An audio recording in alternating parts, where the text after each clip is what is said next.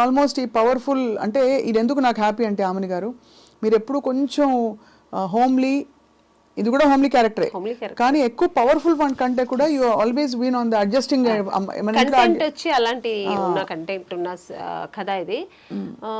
అలాగే కొడుకు పేరెంట్స్ ఉంటారు కదా, ఇప్పుడు ఒక తల్లి సింగిల్ పేరెంట్ కొడుకుని ఇలా పెంచాలి అలా పెంచాలి తను ఇలాగే ఉండాలి అనే ఒక మైండ్ సెట్తో ఒక థాట్తో చేసినప్పుడు ఆ కొడుకు ఎలా ఉంటాడు, ఎలా ఉండగలుగుతాడు, అమ్మకి ఎంత న్యాయం చేయగలుగుతాడు, ఎంత జస్టిఫై చేస్తాడు, చేయకపోతే ఆ అమ్మ ఏం చేస్తుంది, ఆ కొడుకు అలా చేసి చేయకపోతే అమ్మ ఏం జస్టిఫై ఇస్తుంది మళ్ళీ దానికి, ఇవన్నీ సినిమాలో ఉంటుంది. ఇప్పుడు ఒకటి ఆమెను గారు మీరు కొడుకు అన్నారు కాబట్టి మా దాదాపు 15 ఏళ్ల అబ్బాయిలు అక్కడి నుంచి వాళ్ళ ఐడియాస్ ఫామ్ అవుతూ ఉంటాయి.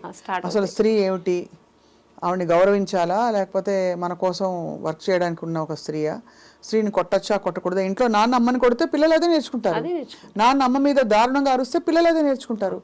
కాబట్టి అలా చూస్తే 15 ఏళ్ళ నుంచి దాదాపు ఒక 30 ఏళ్ల వయసు 35 ఏళ్ల వయసు వచ్చే వరకు అబ్బాయిల పెంపకం అంతా కూడా ఇన్ఫ్లుయెన్స్ అంతా ఇంటి నుంచి వస్తుంది. అప్పుడు హెల్ప్లెస్గా ఉండే అమ్మలు ఏం చేస్తారు అమ్మని గారు? అలా అంటారు కదా, ఇప్పుడు ఏ తల్లిగారు కొడుకు పిల్లలు చెడిపోవాలని పెంచరు, వాళ్ళకి అన్ని మంచి చెప్పి పెంచుతారు. బట్ సొసైటీలో వాళ్ళు నేర్చుకునేది చాలా ఉంటాయి కదా చెడు. ఇంట్లో మేము ఎంతవరకు చెప్పిస్తామో అంతవరకే వాళ్ళ మైండ్లో ఎక్కుతుంది. బయటికి వెళ్ళిన తర్వాత బోల్డ్ ఉంటాయి కదా, అది చెడు ఎక్కువ ఎక్కుతుంది, ఆ బ్యాడ్ వైబ్రేషన్ ఎక్కువ వస్తుంది వాళ్ళకి. సో అక్కడ వాళ్ళు అడ్డదారి పడతారు. అప్పుడు పేరెంట్స్ కూడా ఏమీ చేయలేరు. కానీ నేను అనేది responsibility of the whole thing అది సినిమాలో కూడా ఉంది.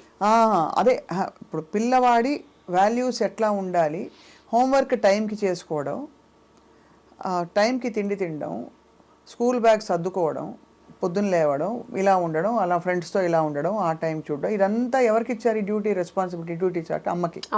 నాన్నకి ఏమి ఇచ్చారు డ్యూటీ చార్ట్? పేపర్ చదువుకుంటూ మధ్య మధ్యలో విసిరి అమ్మ చేత అన్ని తెప్పించుకోవడం, లేదా ఆవిడని ఒకటి వేయడం కోపం వస్తే, లేదు లేటుగా బయటకు వెళ్ళి ఫ్రెండ్స్తో తిరిగి రావడం, ఇదంతా చెడు నేర్పే బాధ్యత అంతా మన సొసైటీ నాన్నకి ఇచ్చేసి. అందరి నాన్న అలా అని కాదు, భయం లాగా చెప్తున్నాను, 80% నాన్నగారు. సో ఇక్కడ మీరు ఈ క్యారెక్టర్ ద్వారా ఈ నారి సినిమాలో కూడా ఆల్మోస్ట్ అలాగే ఉంటది. మీరు ఎలా పెరిగారు అమ్మని గారు? నాకు చాలా ఇది ఇట్లా కాదు, ఇక్కడ మా నాన్నగారు చాలా good. So is a Vaishyas మా నాన్నగారు. ఆయన వచ్చి ఏంటంటే ఒక చాలా భక్తిపూర్వకంగా ఉంటారు, ఆయన చాలా పద్ధతిగా ఉంటారు, చాలా ఆర్థోడాక్స్ ఫ్యామిలీ నుంచి వచ్చిన ఆయన. ఆడపిల్లలైతే గాజులు కూడా లేకుండా ఉండకూడదు, బొట్టు లేకుండా ఉండకూడదు పిల్లలంటే. అలా పెరిగాను నేను పెరిగిన. మా నాన్నగారు అలా పెంచారనమాట. మీకు అన్నయ్యలు తమ్ముళ్ళు ఉన్నారా? ఒక బ్రదర్ ఉన్నారు. Brother 2 sisters. ఎప్పుడు మీకు డిక్టేషన్ ఇవ్వలేదా తమ్ముడు గాని? మా బ్రదరు వాడు కొంచెం లిబర్టీగా ఉంటాడు, వాళ్ళ వైఫ్ని కూడా అలాగే ఉంటాడు. వాడు చాలా లిబర్టీగా ఉంటాడు, చాలా లిబరల్గా ఉంటాడు. వాళ్ళ పాపని కూడా అలాగే, వాళ్ళ వైఫ్ కూడా జీన్స్ వేసుకో హ్యాపీగా ఎంజాయ్ చేయి. So is very open mind. ఈ చాలా మంచివాడు వాడు. ఆ విషయంలో ఒక మంచి హస్బెండ్, ఒక మంచి తండ్రిగా ఉన్నాడు వాడు, నాకు ఒక మంచి బ్రదర్గా. So is very good. అలా అందరికీ ఉండదు. మా నాన్నగారు అయితే, అండ్ మా నాన్నగారు పర్టికులర్ ఇలాగా అట్లా ఉండకూడదని కాదు, సొసైటీలో మనము ఎందుకంటే ఆయన పెరిగిన విధం అని కొంచెం ఒక ఆర్థోడాక్స్ ఫ్యామిలీ నుంచి వచ్చాడు కదా ఆయన. అందుకని ఆయన ఏంటంటే ఆడపిల్లలంటే ఇట్లా ఉండాలి, చక్కగా బొట్టు పెట్టుకోవాలి, చక్కగా పువ్వులు పెట్టుకోవాలి, చక్కగా వేసుకోవాలి, చక్కగా శారీ కట్టుకోవాలి, ఇలా అలాగే పెంచారనమాట నన్ను. అందుకని చేసేవాళ్ళంతా చెడుగా ఆయన ఎప్పుడు అనలేదు, అలా ఉండాలంటారు అంతే. ఒకవేళ నువ్వు అలా ఉండాలని అనుకుంటే అది వేరు. బట్ నువ్వు మా ఇంట్లో ఉన్నావా, నాకు ఈ పద్ధతే ఇష్టం. మా అమ్మని అలాగే ఉంచేవారు, నన్ను అలాగే హౌస్ వైఫ్ అంటే హౌస్ వైఫ్ లాగా ఉండాలని. మా నాన్నగారు ఆ మైండ్ సెట్ అలాగా. మీరు లైఫ్లో బోల్డ్ డెసిషన్స్ తీసుకున్నప్పుడు ఎప్పుడైనా మీకు ఆలోచన వచ్చిందా? మీకు ఏమనిపించేది? మై లైఫ్ మై డెసిషన్ అనిపించేదా? అంతేనా? దీని కాన్సిక్వెన్సెస్ నావే అనా, లేకపోతే మంచి చెడు చెప్పేవారా ఇంట్లో?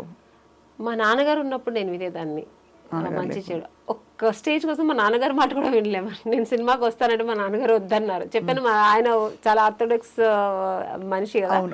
సో ఆ ఫ్యామిలీ నుంచి వచ్చిన మాకు సినిమాలో మన ఇంట్లో ఎవ్వరు లేదమ్మా వెళ్ళొద్దంటే నేను వెళ్తాను అంతే, నువ్వు పంపించలేదంటే నేను సూసైడ్ చేసుకుంటా అన్న.